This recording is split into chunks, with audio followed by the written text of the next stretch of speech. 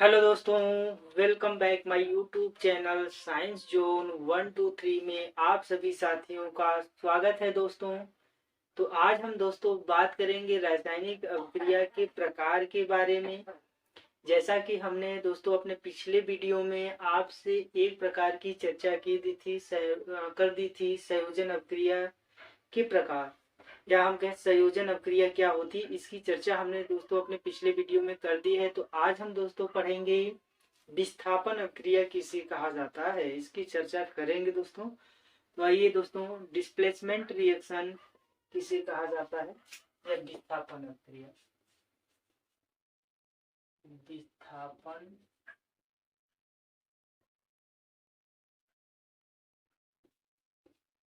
अभिक्रिया कैसे बोलते हैं दोस्तों, डिस्प्लेसमेंट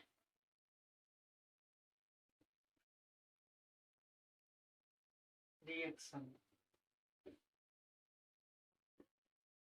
ठीक है दोस्तों, तो आइए दोस्तों जानते हैं डिस्प्लेसमेंट रिएक्शन क्या होता है। हम कहते देखिए, जब हम बात कर रहे हैं कि डिस्प्लेसमेंट की, जब हम दो अभिकारक या हम कहें पदार्थ जब लेते हैं, तो इनमें जो दोस्तों सक्रिय तत्व होता है, इन पदार्थों में जो सक्रिय पदार्थ होता है वह निष्क्रिय पदार्थ को या हम कहें कम सक्रिय पदार्थ को क्या करता है, उसके विलयन से विस्थापित करके उसके स्थान पे खुद जो है वह स्थापित हो जाता है। इस प्रक्रिया को हम क्या बोलते हैं दोस्तों, विस्थापन बोलते हैं। क्या बोलते हैं, विस्थापन या एकल विस्थापन भी कह सकते हैं दोस्तों। तो हम लिख दें विस्थापन अभिक्रिया क्या होती है। जब लिख दें दोस्तों, जब एक जब एक सक्रिय पदार्थ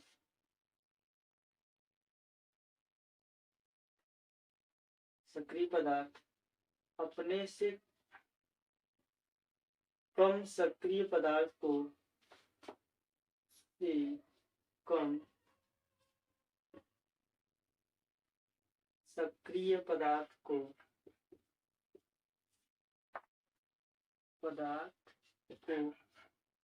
उसके विलयन से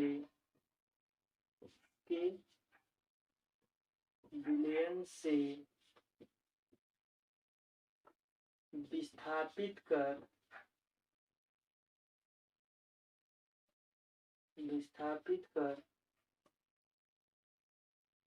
खुद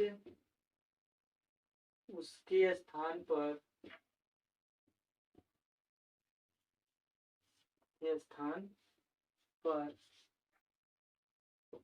स्थापित हो जाता है,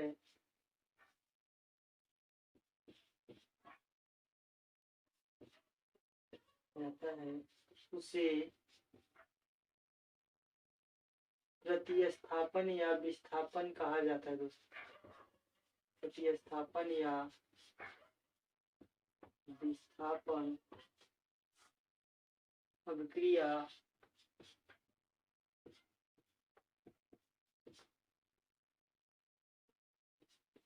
कहा जाता है।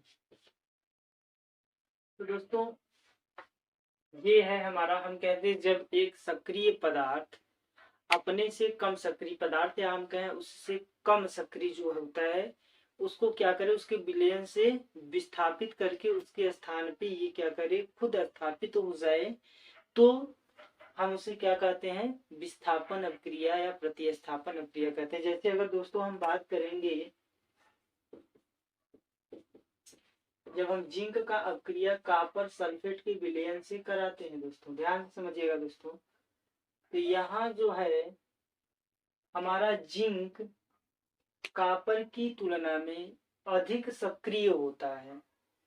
तो ये क्या करता है भाई, जिंक अधिक सक्रिय होता है तो जिंक क्या करेगा, कॉपर सल्फेट के विलयन से कॉपर को क्या कर देगा, हटा देगा, या हम कहें इसको विस्थापित करके इसके स्थान पे खुद स्थापित हो जाएगा। तो दोस्तों यहाँ देखिए जो हमारा विलयन बनेगा वो क्या बन जाएगा, जिंक सल्फेट, और कॉपर को ये क्या करेगा, बाहर निकाल देगा, या हम कहें दोस्तों उसके स्थान से उसको विस्थापित कर देगा। तो जो सक्रिय पदार्थ है दोस्तों वह निष्क्रिय को क्या करता है, उसके विलयन से विस्थापित कर देता है। इसी घटना को हम क्या बोलते हैं दोस्तों, प्रतिस्थापन या विस्थापन या एकल विस्थापन अभिक्रिया बोलते हैं। अब दोस्तों अगर हम बात करेंगे कि कैसे हमको ये बात पता चलेगी कि कौन ज्यादा सक्रिय है और कौन कम सक्रिय है, तो दोस्तों एक वैद्युत रासायनिक श्रेणी हमको दी गई है। तो वैद्युत रासायनिक श्रेणी में जो धातुएं ऊपर होती हैं वह अधिक सक्रिय होती हैं और जो धातुएं नीचे की तरफ होती हैं वह कम सक्रिय होती हैं। तो दोस्तों अगर हम धातु देखेंगे, धातु की बात करेंगे, तो वैद्युत रासायनिक श्रेणी में जो धातुएं ऊपर की तरफ हैं वह अधिक सक्रिय होती हैं। जैसे जैसे हम नीचे आते चले जाते हैं वे धातुओं की सक्रियता क्या होती है दोस्तों, घटती जाती है। तो वहाँ वैद्युत रासायनिक श्रेणी से हम क्या कर सकते हैं, इसको पहचान सकते हैं दोस्तों, जैसा कि आपकी किताब में ये वैद्युत रासायनिक श्रेणी दिया गया होगा। ठीक है दोस्तों, तो हम कह देंगे एक चीज और हमको जान लेना है कि वही जो है कि जैसे हम यहाँ अगर बात करें तो कापर और जिंक दोनों है, तो जिंक कापर से वैद्युत रासायनिक श्रेणी में क्या होगा, ऊपर होगा, इसलिए इसकी विलयन से कापर को ये विस्थापित कर दे रहा है। तो दोस्तों जो धातु होता है, जो धातु ऊपर होगा वह अपने से नीचे वाले धातु को उसके विलयन से विस्थापित कर सकता है या करने की क्षमता रखता है दोस्तों। ठीक है, इसको हमने क्या बोला दोस्तों, विस्थापन अभिक्रिया। ठीक है दोस्तों, इसको आप स्क्रीनशॉट ले सकते हैं, स्क्रीनशॉट लेना चाहते हैं तो ले लीजिए। इसके बाद आगे बात करेंगे हम डबल डिस्प्लेसमेंट रिएक्शन की, या हम कहें द्विविस्थापन अभिक्रिया क्या होती है। ठीक है दोस्तों, हो गया। चलिए आइए दोस्तों आगे बात करते हैं द्विविस्थापन अभिक्रिया किसे कहा जाता है।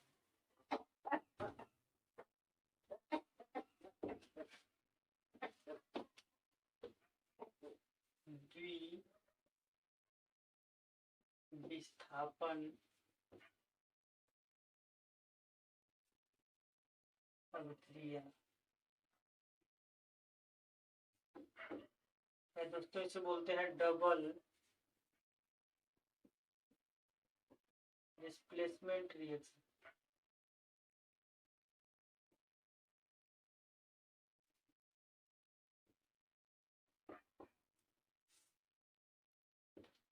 ठीक है दोस्तों, डबल डिस्प्लेसमेंट रिएक्शन क्या होता है, तो आइए दोस्तों इसकी चर्चा करते हैं। हम कहते हैं जब दो पदार्थ हों और उन दोनों पदार्थों में आयनों का परस्पर बदलाव होता हो, वे एक दूसरे के साथ में एक्सचेंज होते हो या हम कहें एक दूसरे के साथ में बदलते हो, इस घटना को हम दोस्तों क्या बोलते हैं, डबल डिस्प्लेसमेंट रिएक्शन या द्विविस्थापन अभिक्रिया कहते हैं।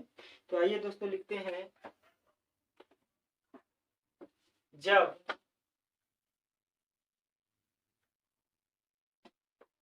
दो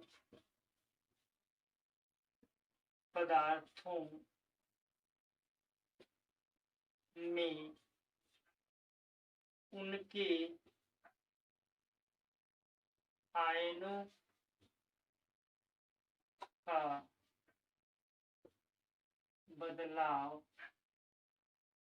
बदलाव लिख दे दोस्तों, या लिख दे परस्पर एक दूसरे के साथ,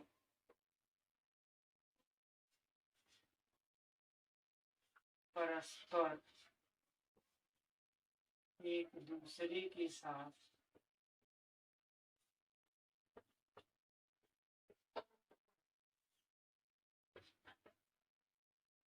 परिवर्तित होते हैं तो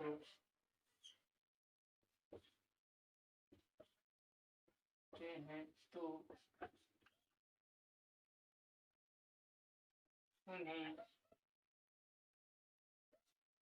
द्विविस्थापन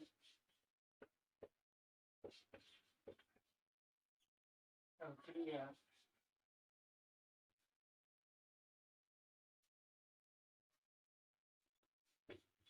कहा जाता है। ठीक है दोस्तों, ये तो हमारी परिभाषा हो गई। आइए दोस्तों उदाहरण में समझते हैं। जैसे अगर हम बात करें, जैसे हम कहते दोस्तों ये हमारा सोडियम सल्फेट का जब हम अभिक्रिया कराते हैं बेरियम क्लोराइड के साथ में।